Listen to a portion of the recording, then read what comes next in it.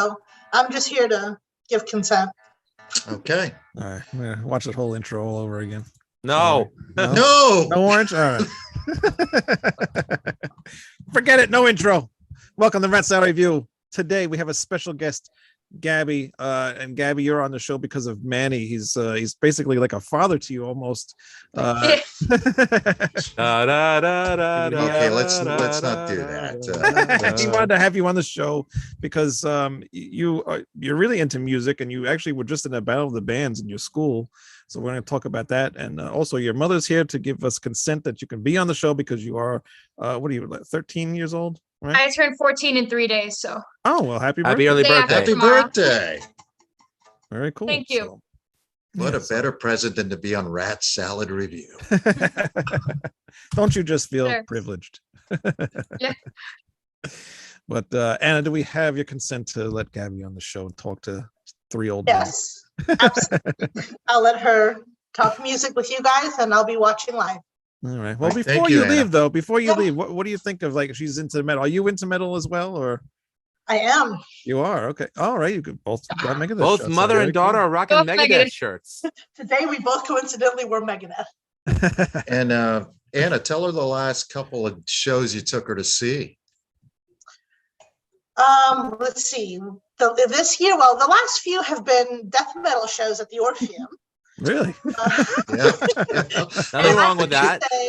No, that's not a genre that I was really into before. So this is something that's kind of her, but I, obviously have to go with, and Yeah. I kind of like it. The ambiance is really good and lots of fun. So I have fun, even if I don't understand one word of what they're saying. What were I don't the think last anyone shows we does. watched, Gaby? The last shows we watched, the last one we went to was Cattle Decapitation. I love them. Yeah, Okay. that was And fun. then there was Morbid Angel, but they played 2 songs and left. And then before What? that, they played 2 songs and left because whatever guitarist Trey was like drunk, and then he like got knocked out. So and paramedics came, and they were like, can't play Morbid Angel without him. So we were like, oh, that sucks. So that was kind of an awkward one. Considering I was waiting since Christmas. So that was a little bit annoying. But yeah. Something you don't hear very often, Christmas and Morbid Angel in the same sentence, but It's not that awkward.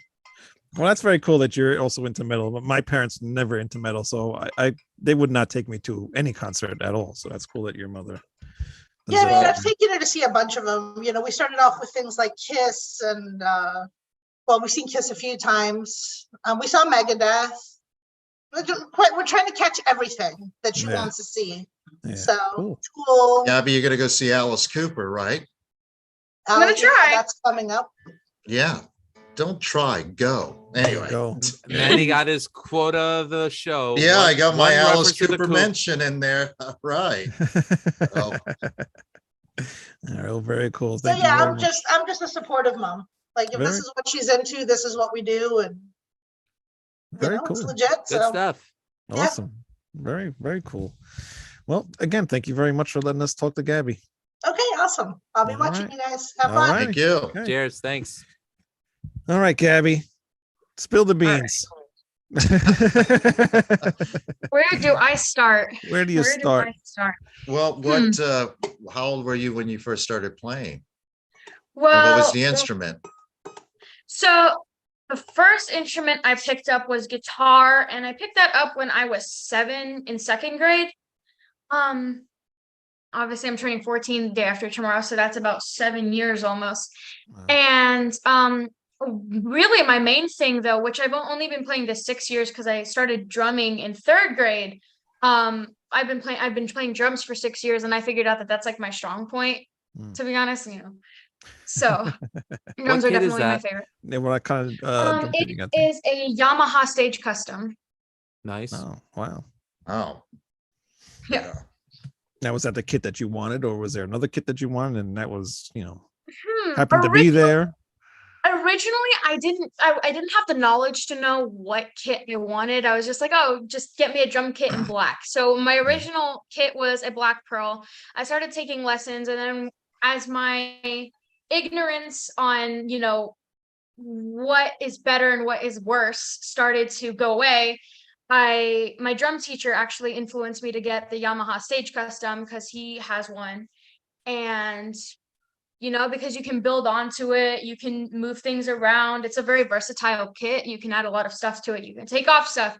It's called a Stage Custom for that reason. It is customized for, stage purposes. Nice. So I ended up going and getting that one. I was going to get another black one, but then I was like, I'm going to get a white one because if I ever added like lights or something, it would reflect off.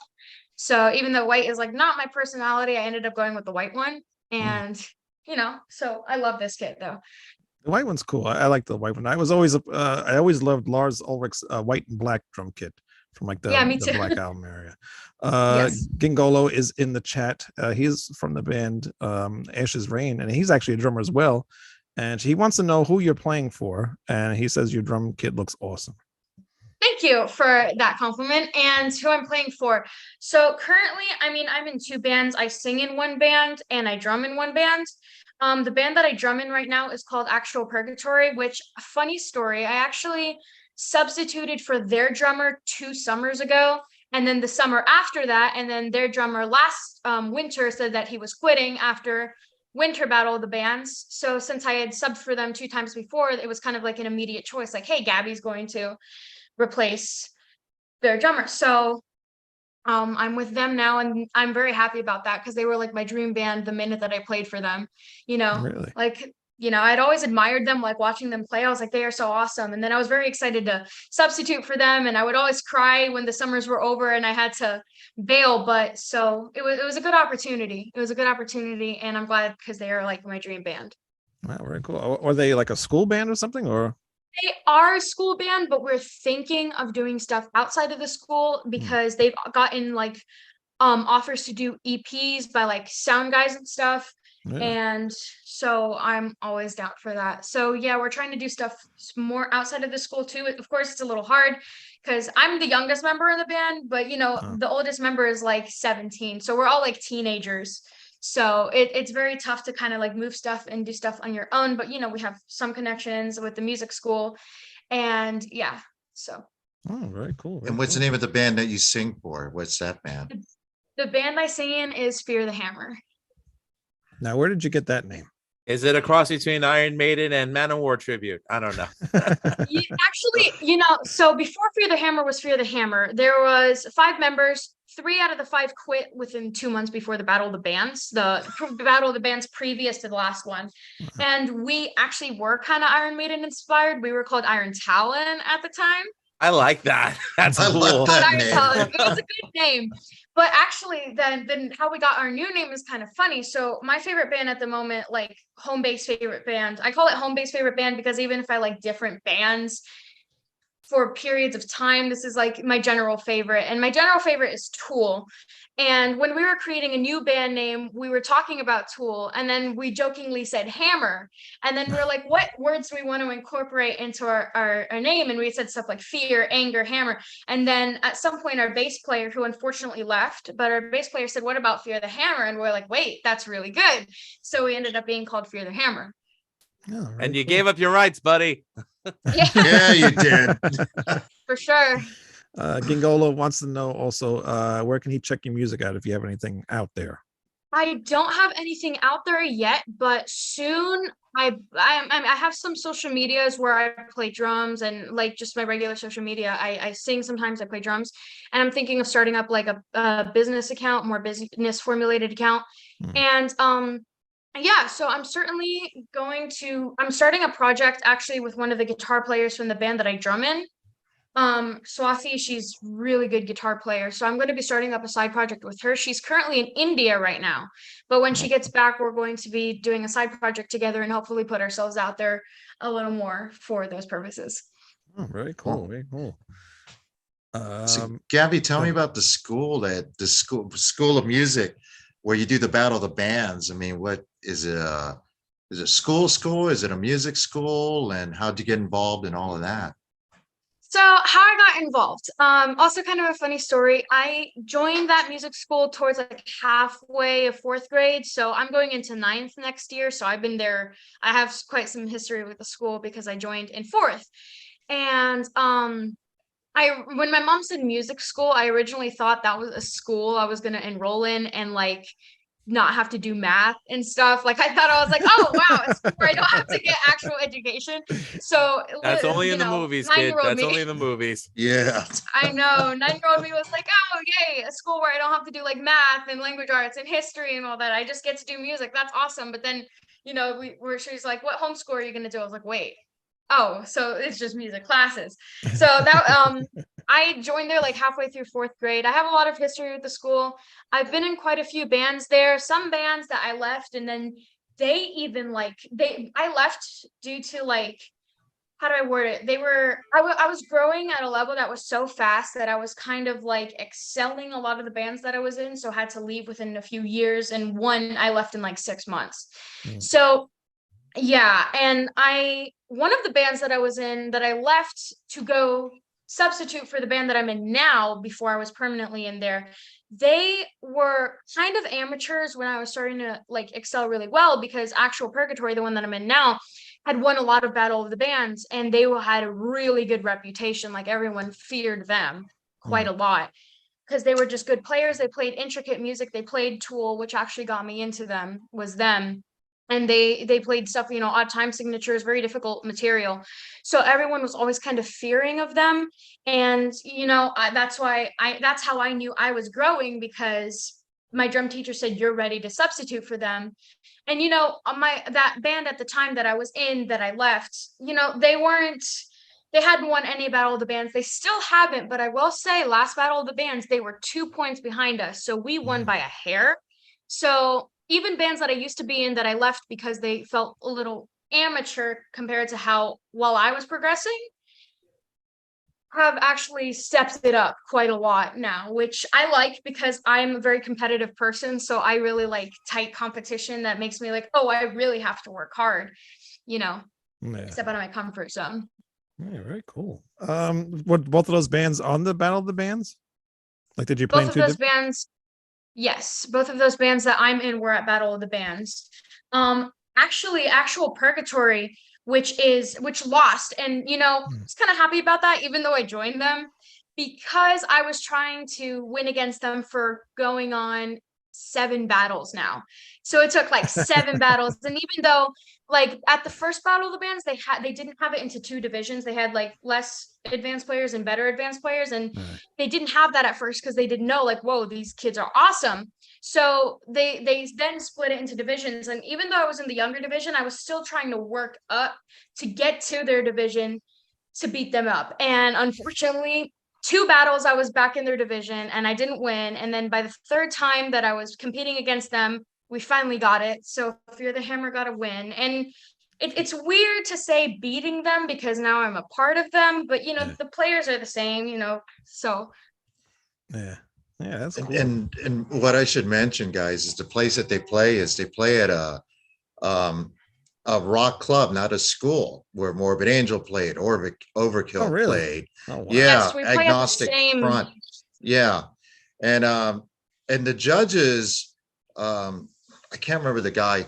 He goes by Johnny Chromatic, which, well, I won't say what I think of his name, but anyway, he always says he played for Skid Row, but he played for Sebastian Bach. Still not bad, by the way. But he also they have national. It's not your local, just local guys or guys from the school judging them. So that I wanted to bring that up. I didn't want you guys to think it's just yahoos like me. I don't judge, but so. I just think it's cool that Gaby refers to music competition the way an MMA fighter refers to their competition. Like how they'll grant respect, but they'll be like, you will lose, a la Ivan Drago. I can respect that, as long as you're having fun, though. That's what counts. But yeah, for sure. Yes, I'm very humble about things too, I think I've been to most of them, I think. So, yeah, you've been to a good majority for sure.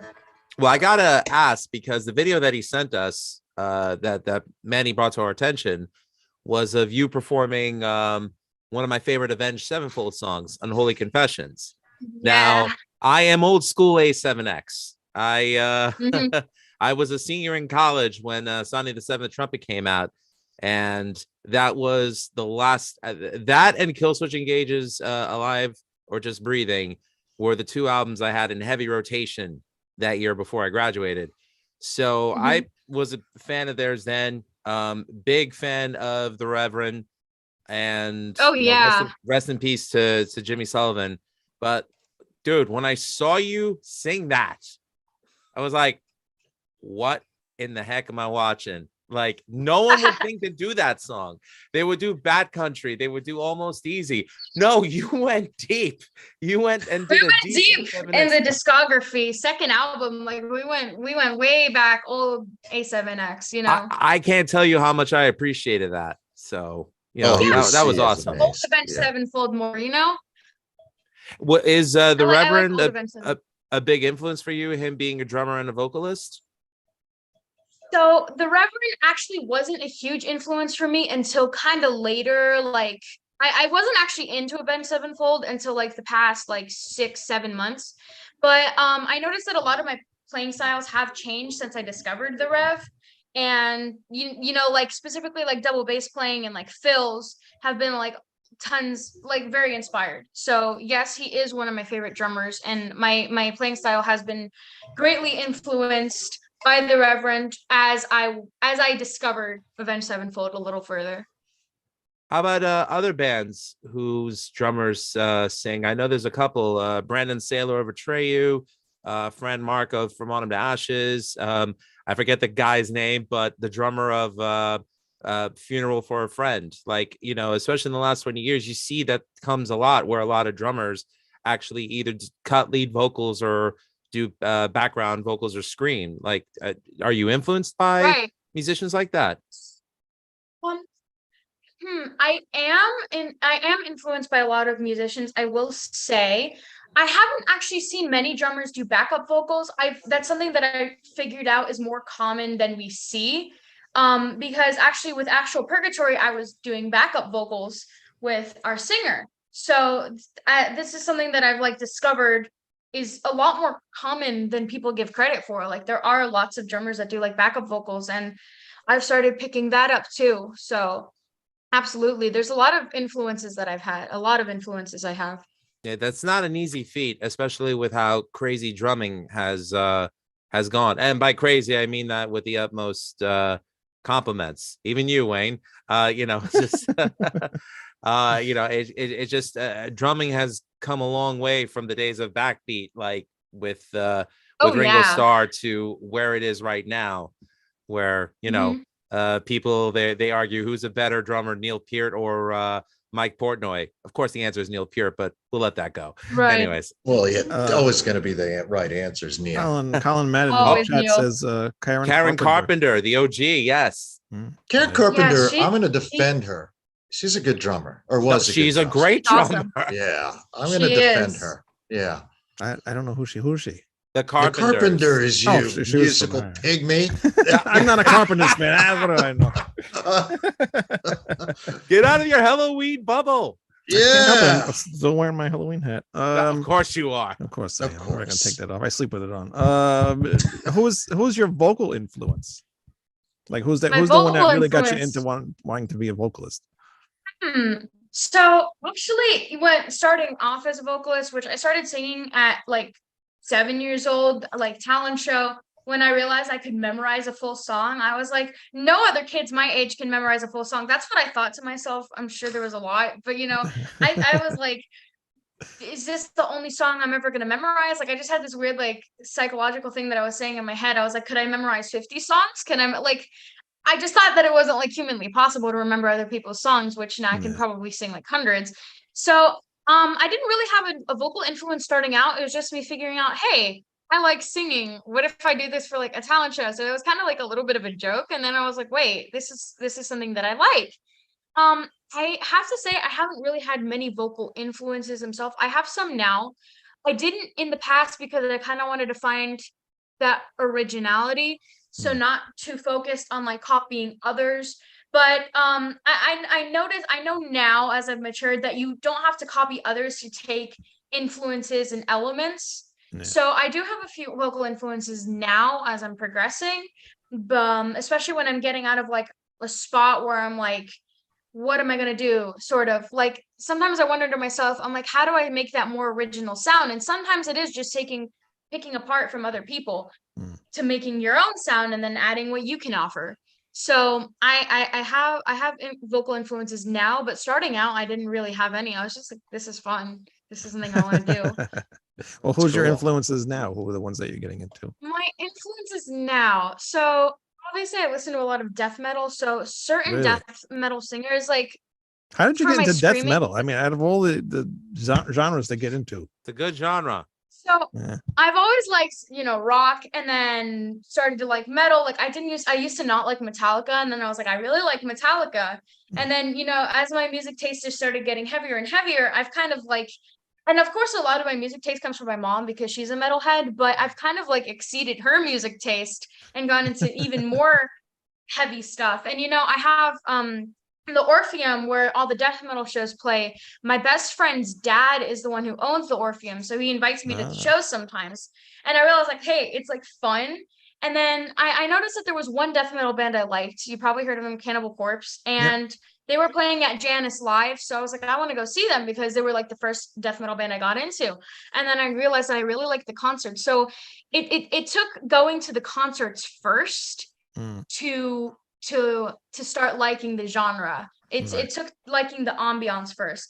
And I only take certain influences from death metal singers because I know that you can't exactly know what they're saying all the time because it's just screaming.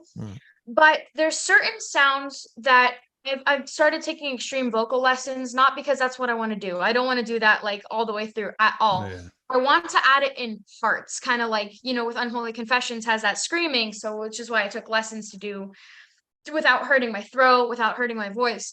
So there's certain death metal vocalists, I'm not going to say singers, I say vocalists, that I take certain sounds from, like I want to copy this sound and this sound. So that's how I would say I get influence from death metal vocalists when I'm doing extreme vocals. But when it comes to singing, I try to pick more melodic vocalists to get inspiration from. So yeah. At least she knows the difference between death metal vocalists and singers. Yes. I have to throw this out there. Alicia White Glues, I don't know if I pronounced her name right or wrong, the singer of Arch Enemy, just posted her 11 favorite death metal singers. Somehow, Randy Blythe of Lamb of God got on that list. What? Lamb of God's not a death metal band. No, They're not I death like metal, Lamb. they're just metal. I kind of like Lamb of God, but I love Lamb of God, but I mean, to call him a vocalist is an insult to vocals. Well, Yeah. I think when they said he got arrested in Russia for murder, I think it was murder of vocals, of singing, not of an actual human being. Like they're like, take this guy away. That's not singing. Brosky. Anyway, that's my opinion. it was the Czech Republic, not Russia. Well, whatever, dude. Okay. Putin, don't bomb us. Anyways, moving right along. Putin can't bomb anybody, that bastard. Putin on the Ritz. Anyways. Yeah. Oh, you guys have a new cover now you can do with Severed Angel. Putin Shut on up, the Ritz. Manny. That's never going to happen. Not with that drummer. Anyway. No. Ladies and gentlemen, Gaby, the new drummer of Severed Angel. Get Oh, the yeah. album right now. Available on Yeah, severedangel.com. You've been replaced, Wayne. Thank God. I don't have to work with Lou anymore. Wayne, you can play cowbell. It's okay. I don't even want to do cowbell anymore. Hey, Go ahead, man. you know, at that Battle of the Bands, what we should get out is it's a national thing, right, Gaby? Now you guys are gonna be competing against national. Yeah. Every summer it's national. With unlike winters, it's just you versus the other bands, and you get a plaque on the wall. But in summers they make it national, where you compete against, I believe, 50 other Bach to Rocks across the United States. So yeah, nationals this time. And sometimes it's hard to win those because some of the judges have like biased opinions. Like if there's a metal judge, they're gonna be like, oh, I want the metal band. If there's some girly like pop judge, they're going to be like, oh, I want the Taylor Swift band. So sometimes the opinions can be biased, but it all depends on the judges, really, are those contests like the ones I witnessed where it's just every genre? And here's a question I did want to ask you after you answer that. How did you guys all get into this older music? I hear the kids, and Wayne, the kids range, actually, I'll let Gabby tell you what ages they range, but they do Talking Heads, they do Pantera. I mean, it's all over the place, but it's mostly older bands. So I just wanted to know, not just you, but how did you guys get all into these older bands, you know? Well, so it's pretty simple, actually. So obviously, when I started out at the music school, that's the genre of music I like. So basically, you tell the music teachers, like, hey, this is the music genre I want to play in a band, right? So, you know, that's how those bands form. Like if one student's going to come and say, I want to play Taylor Swift. Another student like me is going to come and say, I want to play Pantera. One student's going to come and say, I want to play Led Zeppelin. So that's how like these different bands form. And there's going to be the few like 5 weirdo kids that are like, I want to play jazz. So then you have like jazz band too. So it all depends on the genre that the kids want to play. I'm assuming that the kids get their music taste, like that older music taste, probably from parental influences, kind of like mine was. So you just come in, this is what I want to play. They put you in a band with the corresponding members that want to play the same things. Wow, that's cool. Does Then it I end up feel being with like- my own children because they hate everything I listen to. Anyway, go ahead. Your kids hate everything you listen to? Oh, well, my oldest daughter, she's 23. She loves Aerosmith, Jimi Hendrix. But aside from that, it's K-pop. You always have to have that kid that rebels, you know, that kid, you know. And then I've got another one who's a Republican. I just failed totally with 2 of my children. Anyway, go ahead. You did all right with that one. Anyway, no, Oh, I'm kidding. All We right, don't. it's all We good. We don't joke get about political. politics. We don't. Yeah, we promote don't politics get on this show. political on here. No, we don't. But okay. So when you request a band like Led Zeppelin, is it like, does it end up being like Spotify where they're like, okay, you learn this one Led Zeppelin song and then you learn 3 other band songs from these other bands, or like does it actually like focus on the band that you want to replicate? Okay, so basically, like when you get into the band room, you have a certain genre. Like my bands were playing metal, different kinds of metal. Like the band that I'm drumming in is kind of progressive metal, like Tool, System of a Down, stuff like that. And the band that I sing in is a little more like 80s to early 2000s. So right now we're doing Aces High by Iron Maiden. Sweet. Basically, you come. What? Yeah. Basically, you come in and you're like, so you have your road set up. Like this is the genre I want to do. Right. So all the students will recommend stuff along that genre and you take a vote on it. Like here's a Pantera song, here's an Iron Maiden song, here's, you know, you just name the songs and then you all take a vote on it. Eddie approves. Eddie approves. So yeah, that's how you do it at the music school. You don't focus specifically on a band. Some bands do, because the band that I drum in used to completely focus on Tool. There was like a Tool song every set for like the past 5 sets. So, but that was like their choice. You know, we try to be a bit more versatile. Like there's specific bands that, you know, we've repeated, like with when Fear the Hammer used to be Iron Talon, we've done a few Metallica ones, we've done Megadeth, and you know, with Fear the Hammer now, we've done 2 Pantera songs. So there are bands that the band that you're playing in kind of curve to naturally. So, but you don't exactly focus like we're just going to do covers by this, you know, you also have to write originals and stuff. So, it's just as long as it fits the genre, you know, as long as it fits the genre of where you say, this is where I want to go, that's where it will take you. That's where that road will take you. You mentioned about writing originals. How do you feel? Do you feel comfortable writing originals now that you're, you know, you don't really know how to play, you know, drums and you're singing and everything. So how is it writing an original song? It can be really fun, and it can also be difficult, because if there's like a riff that you really, really dislike that, like, let's say your guitar player wrote, it's kind of awkward, you know, and especially if you're trying to, like me, who's trying to go in the more melodic route, because, you know, Last Battle was good, but I was like, I wish I did a little bit more singing and less screaming. So you know, when your guitar player likes, like our guitar player really likes death metal, so he's writing stuff that sounds like death metal. So of course that can be kind of difficult for me because I'm like, okay, I want to do more melodic stuff, but that can also be a really creative split to put singing over death metal. So it can work in either way depending on how you look at it. It really just depends on your perception of what your creativity, your perception of what am I going to do with this piece of art that was given to me. It's like getting a canvas that was already painted on. What are you going to add onto it? It looks like there's nothing, but like let's say you have a canvas that is a painting of like there's clouds, a sky, and there's a field. You may be thinking, oh, I can only like add trees to this, for example. And those trees may be like, oh, I can only add death metal vocals, but no, you don't have to. You could add bushes, you could add a road, you could add cars. So it really depends on your perception of what am I going to do with this piece of art that was given to me? What am I going to do with it? How am I going to steer this into direction that's comfortable for me? And that's my favorite part about it, is to have that nervousness for a bit and then going, wait, there's a way to direct this, you know? Yeah. Are the other band members like acceptive of like you adding like some kind of operatic vocal or whatever to like their death metal guitars? They are when it comes to originals. Like in our last original, we had a jazz part. We had like a good minute where we just had a jazz stuff, and it was really fun because we put really disturbing lyrics in there, and that's what made it really entertaining. It's because you know, it's like this like thrash death metal song, like screaming, and then just jazz out of the blue, and everyone loved it. And that was my favorite part, was the random jazz in the middle of like a thrash death metal song. So yes, they're okay with it when it comes to originals. Sometimes I will say when band members like stuff like death metal and that's all they know and all they want to do because that's what their music taste has progressed to completely, it can be really difficult when like picking a song, because I've had band members try to force me to do death metal.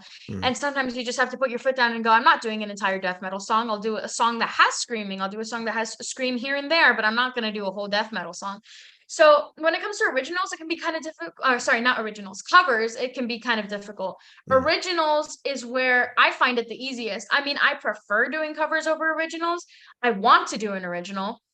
But you know, some people, it's supposed to be cover, original, cover. Some people do cover, original, original, and the band is trying to make it 2/3 originals, which I am okay with originals, but I find it easier to engage a crowd when you already know a song and they already know a song.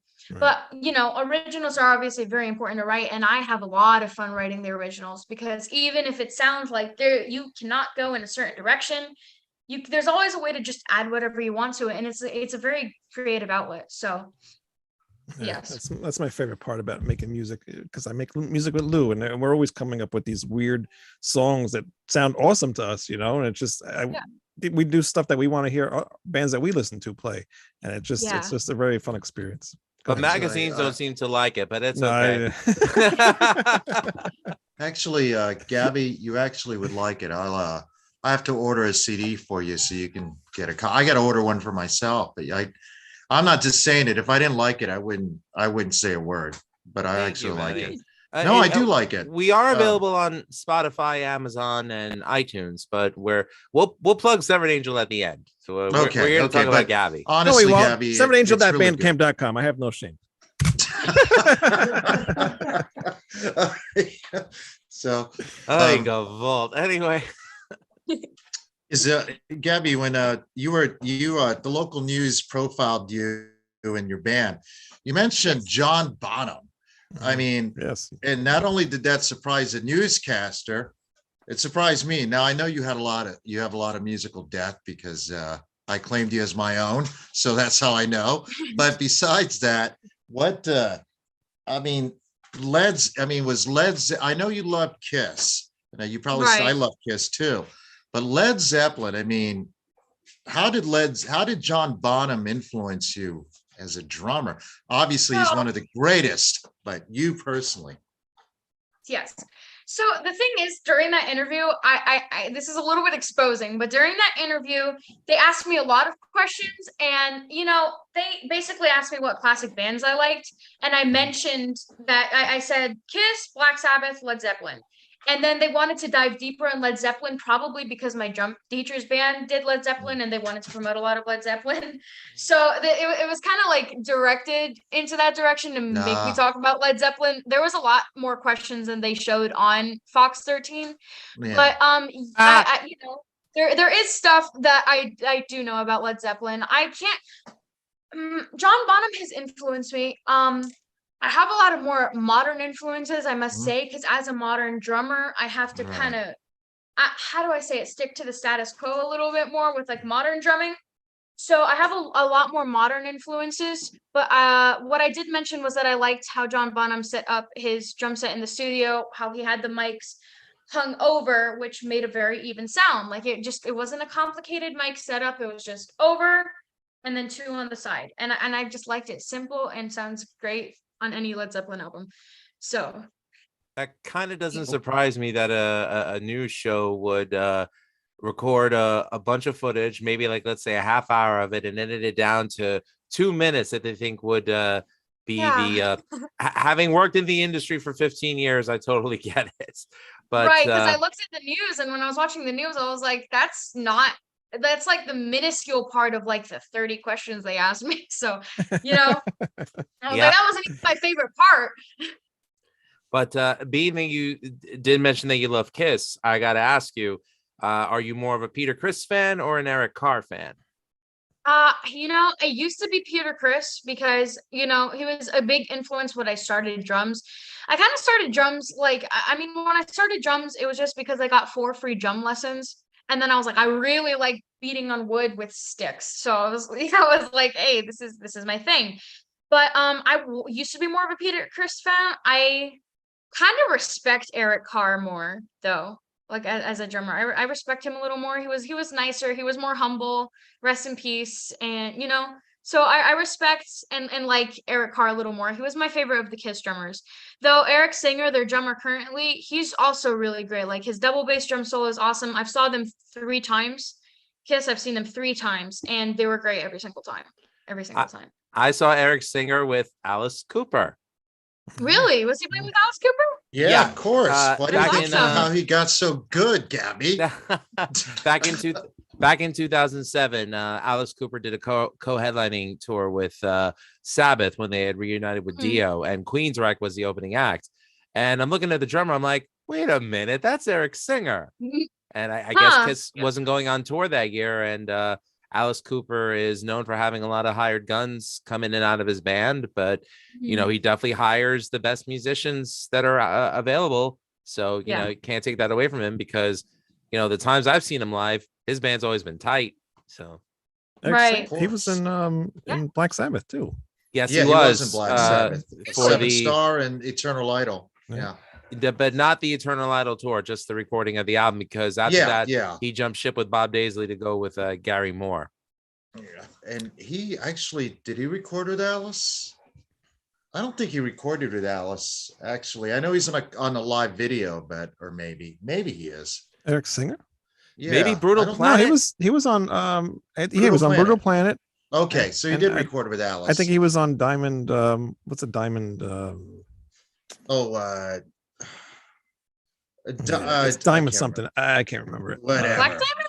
The song? No, that's a Kiss tune. Alice No, Cooper. Alice. Oh, gotcha. Alice Cooper. Alice would never cover a Kiss tune, Gaby. Oh, yeah, for no Christ's way. sake. Oh my God. Oh, Colin Madden said Eric Singer was awesome with Badlands, and I totally agree with that.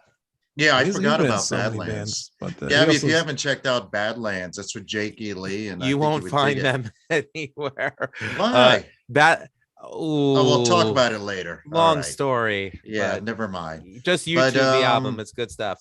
But it's more in the Led Zeppelin vein, Gabby. It's not really modern. You know, it leans toward the more bluesier side of hard rock metal.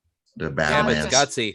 It's gutsy. Yeah. But Oh you may yeah, like it. yeah, and Ray Gillen, who also sang for Black Sabbath. Man, what a great vocalist! You know, he may have had questionable morals, but he was a great singer. You know, What do you for mean sure. may have? I don't want to get into the story Yeah. for obvious reasons, but you know.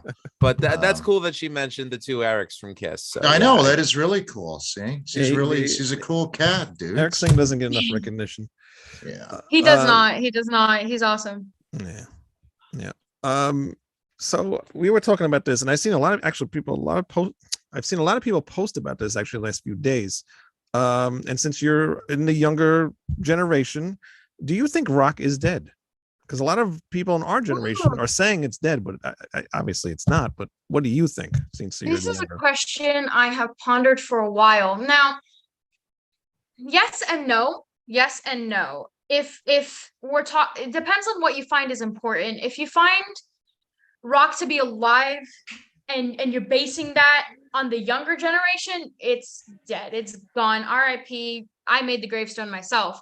But if you're talking about the older generation and the parents passing it on to kids and what it might, bring back, like if you think it can come back, then it's alive. I mean, rock will always be alive. Like it'll always be alive. It's history. It'll always be alive. But depends who you're basing it on, if that makes sense. Who are you passing that on to, Good answer. I'll take that. I think it's a great answer. So yeah, it's just what band do you think today, because like our generation, I guess it's like Metallica is like the band that's like the biggest band. So like what's your band that's in your generation right now that you think is like the next or could be the next Metallica? Because I don't know. I keep thinking, I'm like, I listen to a lot of new bands and I'm like, I don't know how. Fear the Hammer. Fear the Hammer. Fear the Hammer. I wonder this all the time. I'm like, is there any good bands in my generation? And the truth is, and why is it Severed Angel? It was really good. Second shameless plug of the night. Go ahead, Gaby. But like I haven't found any bands for my generation that I think are the next Metallica, to be honest. I mean, there's some bands that are close to my generation, some bands with that are like, when I consider my generation to be good bands is stuff that I'm like trying to gatekeep a little bit because it was made like 5 years before I was born or something. I'm like, I'm claiming this as my generation, even though it's not. I can't say that. I wonder this all the time. I'm like, are there good bands on my generation? And I'm looking on my phone. I'm like, bands from 2009 and up. Like, can't find anything that I like. I'm sure something could be the next Metallica, but Fear the Hammer.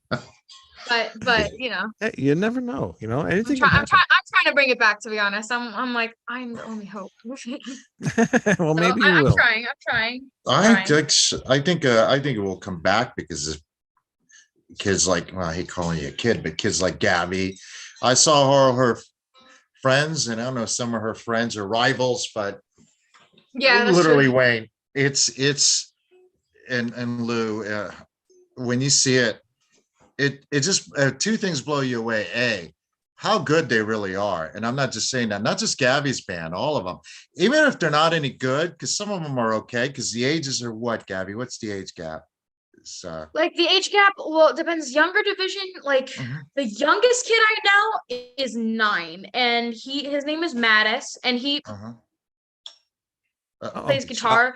He is crazy. Like he could be in the older division. Like he's crazy. So the youngest that I know is 9, but the oldest I can safely say is 17. Some kids have actually graduated and had to leave the older division. So there's kids that are like 19 now that used to be playing in bands there that I used to know. And then they're like, oh, I'm going to college. I was like, oh, okay, bye. So, there is kind of an age gap, but there's definitely like ages 9 to, I'm going to say like 17, because we have 17-year-olds in actual purgatory.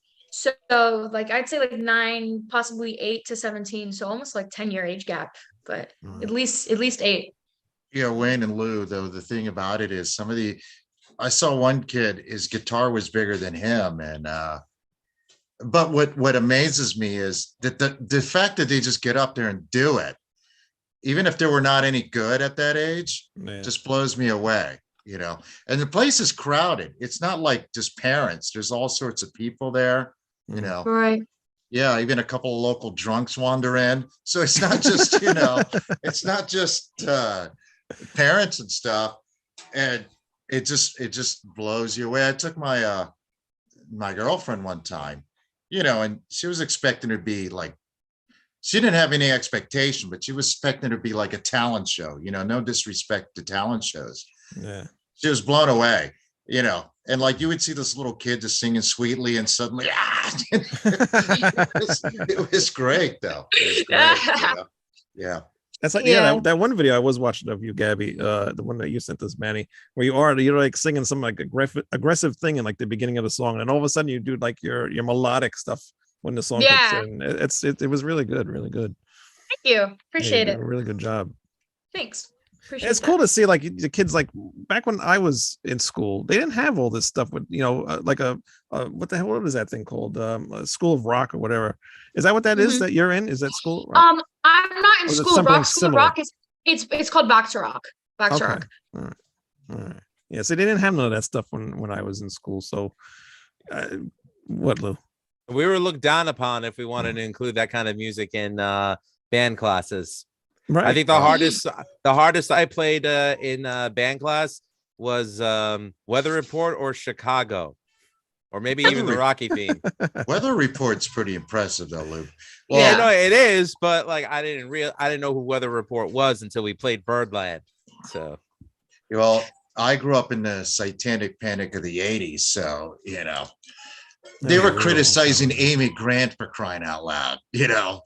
She was too worldly, you know. Those turtlenecks were really, you know, gonna send her straight to HE double hockey sticks. But well, you know, Peter yeah. Cetera ruined her, like he ruins everything. Anyway, Yeah, he does. but you know what I think? I don't know if you're into this band or not, Gabby. Severed Angel?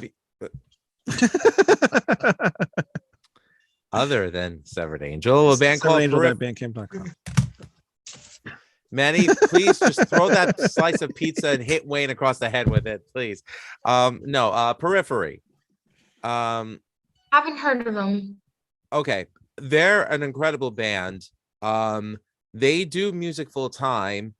I think it's safe to say that music, though, is not where they make their money from. They make their money from licensing their names to different products out there. Like they have like a whole list of production line, from like pedals to guitars to plugins for music recording. So I just think the game has changed in terms of rock being dead. Maybe rock the way we knew the system is dead, but you know, that doesn't mean that we can't adapt. And who says that? I mean, I know for Wayne and me, and I'm not saying that you have to follow this. I mean, you do what you want, but I know for us at this juncture, music is more of a creative outlet. In terms of making lucrative dollars from it, I think we're just past that point. I think we're just doing it at this point just to maintain our sanity. But you know, we would never deter anyone from trying to go out there and make it. I guess just, you know, the game has changed, so just be smart about it. You know, the game has changed. Yeah, like don't let people determine your value, and don't devalue yourself because you think that, oh, this is my one shot to make it. You know. Right. And yeah, the game has certainly changed a lot. I am definitely trying to make it. You know, I have big plans. I have my whole like career set off. Like I know what college I'm going to, you know, I have what I'm going to study, and it's music related. It's all the way in LA. So like I have all my stuff like set up. I'm going to try, but I agree. I'm not in it for like the money either. I'm, like you said, keeping your sanity. It's like one of those things that it's what I want to do so bad that I know I'm going to do it. If that makes sense. Like that's what I want to do. And if I don't do it, I'm going to lose my mind. So, you know, Makes sense. Yes, it does.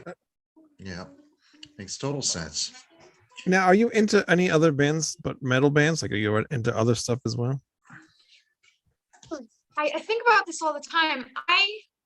Occasionally go through a phase where like I might like some weird pop music. Like there is this one pop artist that writes disturbing music that I was like into for a year there. But you know, mainly it's just metal. Like, you know, I'd say that even though I'm mostly into the rock and metal, it's still very versatile because the types of rock and metal I like are different. So I'm not gonna say that I'm not versatile in my music taste because I only like metal. It's different variations of metal, like, you know, just regular metal, heavy metal, alternative metal, metalcore, death metal, and then, you know, like there's many stages, progressive, you know. There's too many So- subgenres. Yeah, there's too many subgenres that are like ridiculous, but you know, there's some Yeah. main big ones. Yeah. Sorry, Hey, that's we my were dog old- barking in the background. That's No, okay. no, Hey, it's- we were old enough to remember when AC/DC was called a metal band. Right? I still consider them that because I'm old. So there. Yet he has better Yeah. hair than us. I digress. He does have nice hair. Well, that's true, but I'm still old. I'm still old. All right. When I go to Gabby. the bar, they give me milk and a beer. It's really terrible. That's disgusting. Is it warm milk? Well, To put you to sleep? no. Well, I'm so macho that I They tell give them you to an give me oatmeal the raisin milk cookie in a too? dirty glass. That's the, Did they put did they put Metamucil in your beer? they do. They do. Yeah. Chicks dig it. Anyway, go ahead. I'm By sure the way, they I do. have to give us credit. None of us have cursed this entire episode. Good job, I John. know. It's been It's tough. because we It's have really been tough. it has been It's hard something. for me too. I mean, I curse like a sailor, so like me trying to be like, don't say this or that, like, you know, Well, it's we- hard It's for me. okay. We do it all the time. No, yeah, but no, she's not cursing in front of me. What's wrong with you? Well, her Oh, mother's watching. I- Her mother's watching. Yeah, so. I'm saying no way.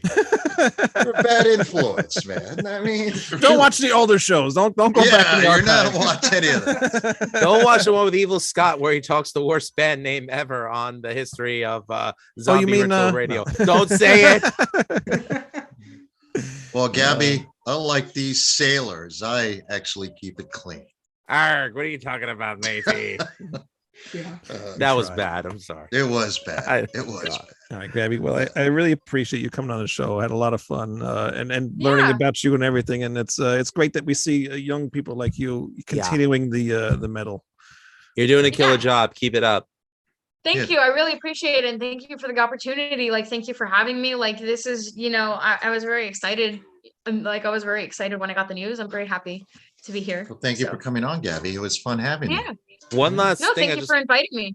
One last You're thing I welcome. want to say. I'm not surprised her being in Florida and being influenced by death metal, considering Right. Florida is the death metal That is the capital death metal. of the United That States. is true. Specifically Tampa, which is where I live. Tampa is the death metal capital of the world.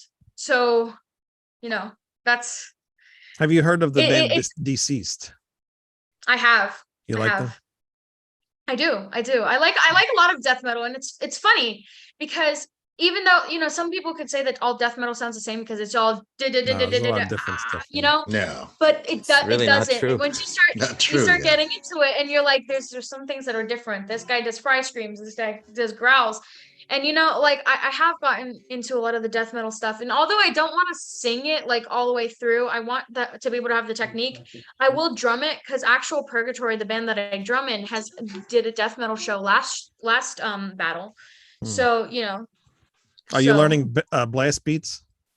I am. It's kind of painful because, you know, we don't have all the expensive equipment, and drum players that play death metal like cheat a little bit. They have triggers, which is, Yeah, you know, of course. fine.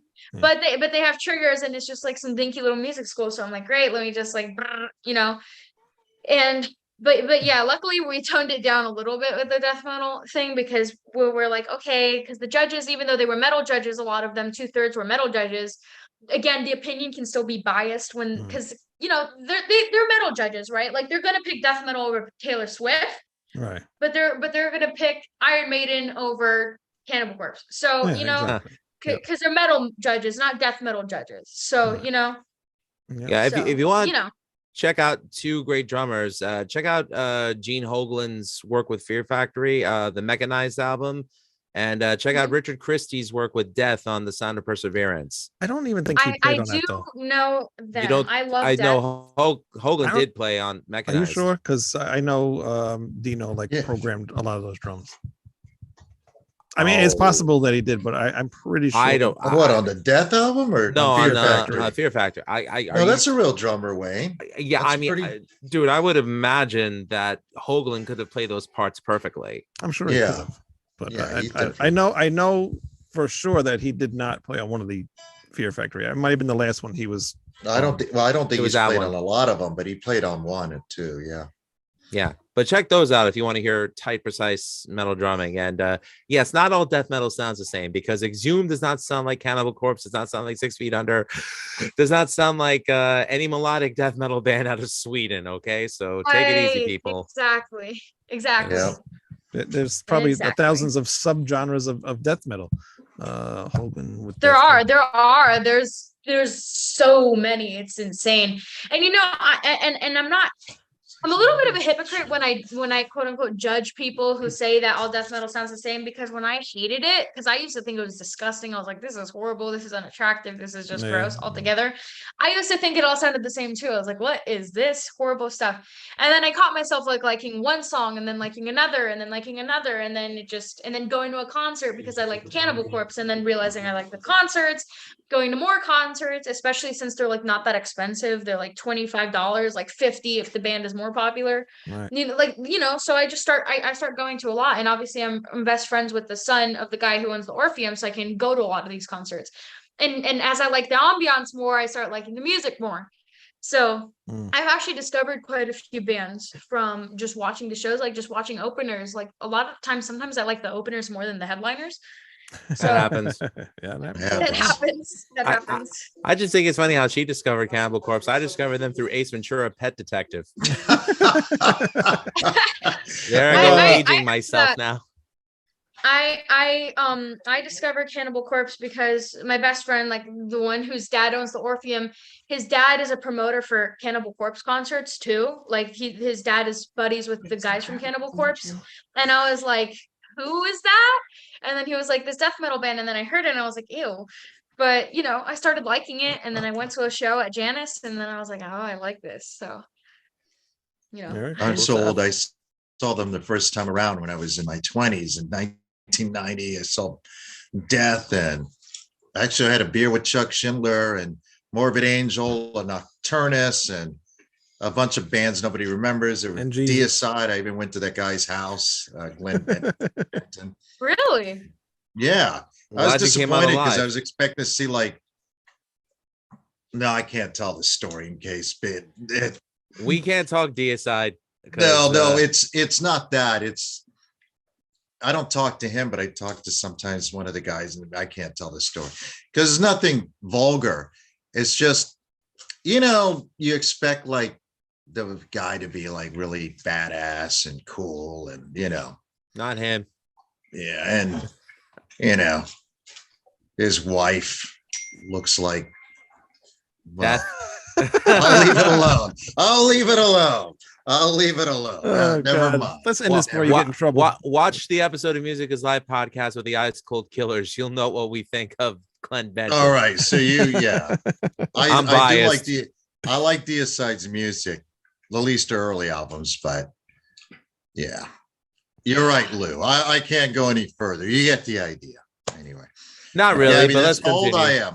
I saw these bands live, and Wayne, stop Manny. He's lamenting.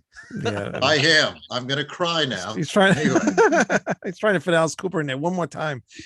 Since you're wearing a Megadeth shirt, what's your favorite Megadeth song? favorite Megadeth song? Kind of a basic answer, but Sweating Bullets, because my band covered Sweating Bullets once, and I just like poured my life into remembering those words because it was a lot.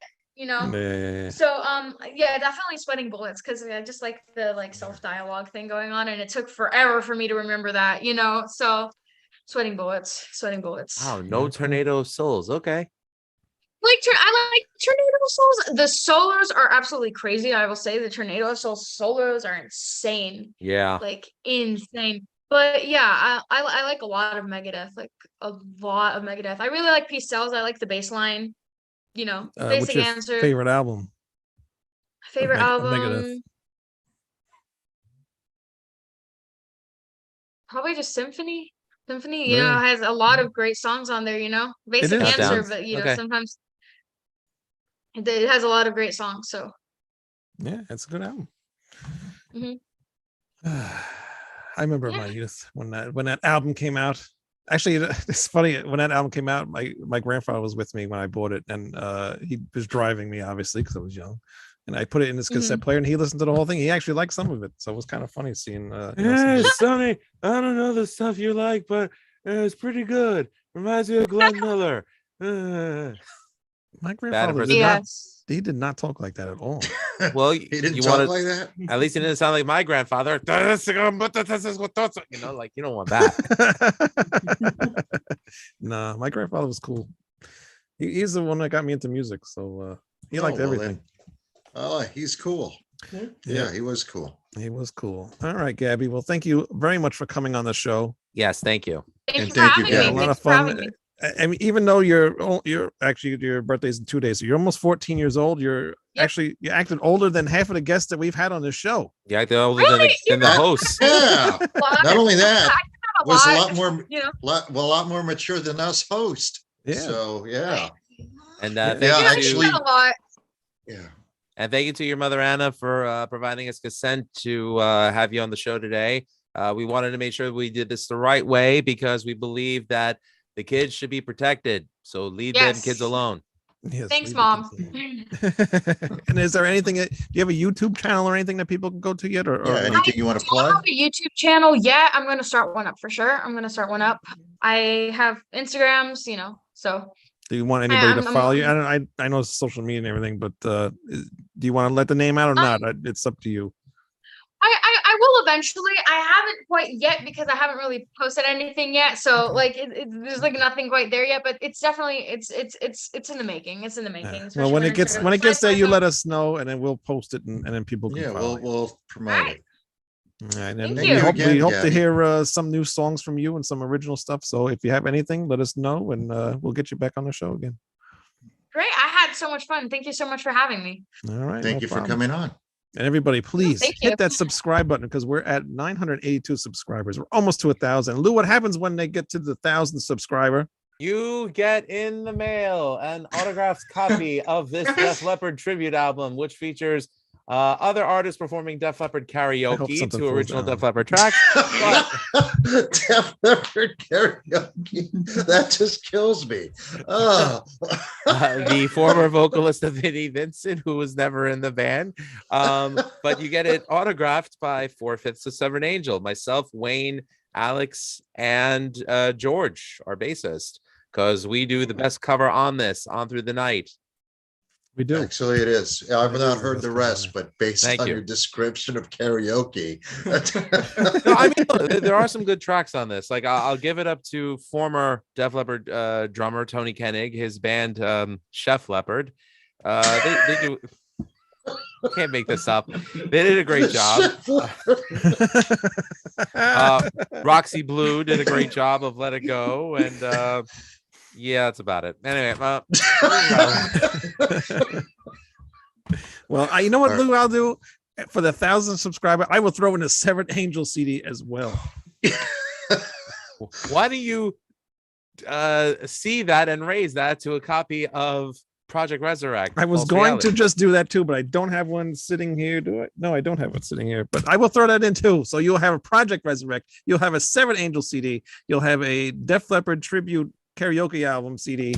And I'll even throw one on there as well. I will throw in the first album that I ever recorded, which was my wife's album, Beneath the Curtain, from Erin Michelle, my favorite singer-songwriter. There you go. And then you get a bunch of stickers because I got a bunch of stickers for a bunch of things. So you'll get all that stuff. And Anna, if you want a CD, you'll get one. All right.